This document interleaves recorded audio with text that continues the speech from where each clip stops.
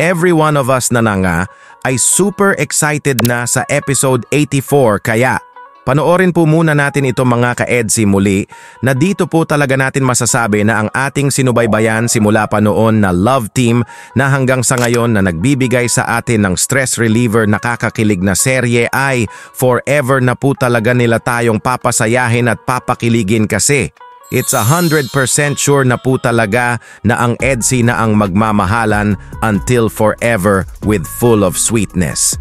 Ang saya nga nating lahat na ang love team ay turns into forever loving each other until forever. Yehey! Before we dive into our super nakakakilig na pagre-reaction mga ka-EDSI ay mega love shoutout po sa ating ama at founder ng Kalingap, Kuya Val Santos Matubang at syempre po ang ating ina co-founder Ate Edna Vlogs, Idol Kalingap Rab, Ma'am Jackie Tapia Matubang and whole Kalingap family, Kalingap partners, Kalingap reactors, mega love shoutout to all.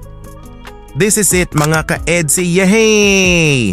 Kuya Val had a question nga to VNC's papa nga dito na. Sobrang happy nga nila Kuya Val and rest of the team VSM sa kanilang narinig na sagot mula kay Tatay Veran. Yehey!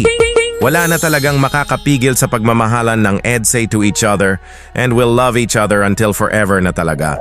With full of sweetness and love, eh! Pwede, no?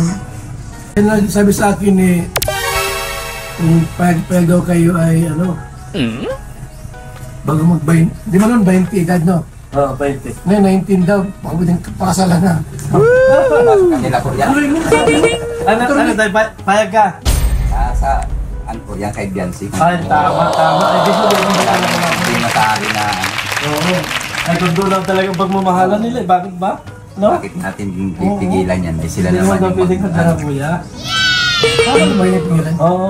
Hindi pala naman makakapigil sa kanila. Talagang sila, Yes! magkagusto. Pero, siyempre pagka mag-asawa, aalis na dito. Mag-iba ng bahayan. Malulungkot ka niyan. Papunta na lang po sa... Oh my G! Everybody is happy! Yehey! No problem nga kay tatay na ikasal ang anak niya kay Hubby Eds. Andyan nga lang daw si tatay susuporta kung ano man ang magiging desisyon ng anak niya na si VNC. Ang mahalaga nga daw ay makatapos ng pag-aaral para sa future ng magiging family nito. Wow! Hey! Sabi nga ni Kuya Val kay Tatay Veran dito na, paano tayo na kapag nag-asawa ay aalis na si VNC malulungkot ka dahil mag-iba ng bahay? At ang sagot nga ni Taray Veran ay, mapunta-punta na lang ako bibisita pag namimiss ko ang anak ko. Oh my G! Sobrang happy namin na it's together forever na talaga ang EDSI. Yehey! Botong-boto na nga si tatay and kay nanay. Kaya... okay po ba din kay nanay mga ka-EDSI? Ito po ang sagot sa tanong na yan mga ka-EDSI. Eh!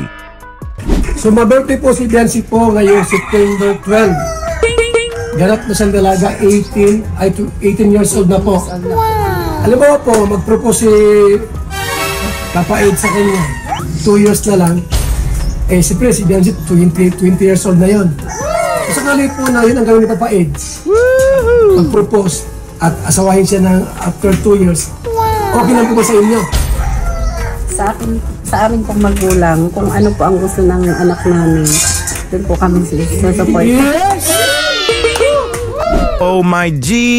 Everybody is happy na naman. Thank you po nanay! Yehey! Parents ni Wifey VNC ay botong-boto na nga kay Hubby Eds na ito na ang magiging forever love ng anak nila. Yes! It's a matter of time na po talaga na makita natin na ikasal na ang EDSI. Wow. Yehey! Maybe 2 years from now na nga ito mangyari. Sabi ni Kuya Val, when VNC turn at age of 20? When hubby decide to propose? Oh my goodness! Happy po ba kayo mga ka-EDSI? Mag-comment lang po kayo please! Let's all show support mga ka-EDSI in the comment section ha.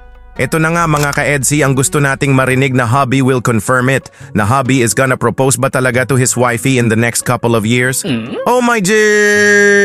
Wag po tayo kukurap mga ka-EDSI kasi It's what we gonna need to hear from hubby. Ito na po! Kung anong gusto mo, kung magpapakasal ka na, okay na. Sa akin naman, okay na ako yun kasi nasa tamang edad na tayo eh. Diba? Saka huwag na natin patagal-tagal na itong mga ganitong bagay kasi hindi na to dapat mas natin pinag-isapan. Gaya ko, stable naman tayo. At saka yung pag-aaral mo kahit pakasal tayo, ako nang bahala dyan. Hindi mo na kailangan isipin yan. Saka may mga binili na akong lote. Wow. Yan sa sa malapit ka lang Kalinga Prab. Meron ako din binili lote. Piniprepare ko na para from the next 2 years, pag nakapag-decide ka na umuo ka, ready na lahat. Wala nang problema.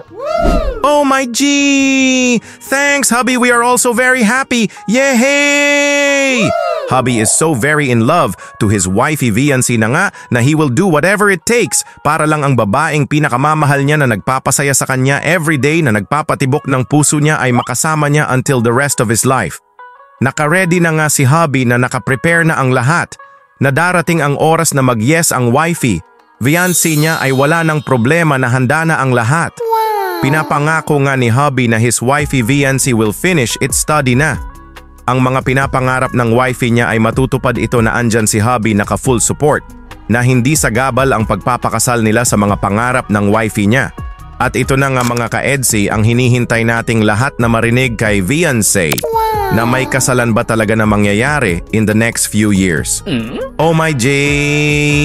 Let's all get ready mga ka-EDSI kasi mapapa-jump po talaga tayo dito sa ating marinig. Mula kay Viancy, ito na po in 3, 2, 1, ito na po! Kung sakali man hamunin ka ni Papa Edo na 2 years na lang, magpakasal na kayo. Sa palagay mo? Ay, nag-iisip? Yes! Nabiya talaga naman ko. Nag-uuna. Oh my goodness, yehey! We will all wait na lang talaga mga ka-EDSI ng couple of years para masaksihan natin ang kasalan ni na hubby at wifey.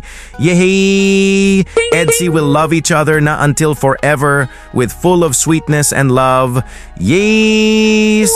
Sobrang saya nga nila Kuya Val dito with Presbyrador and rest of the team VSM when they all hear it from Viancy. Hey! Happy po ba kayo mga ka-EDSI? Mag-comment lang po kayo kung gaano kayo kasaya ha. Mas lalo na akong na-excite na mapanood ang episode 84 dahil dito mga ka-EDSI. Dito muna lang po tayo mga ka-EDSI ha. See you po to our super kilig to the bones reaction video. Thank you po.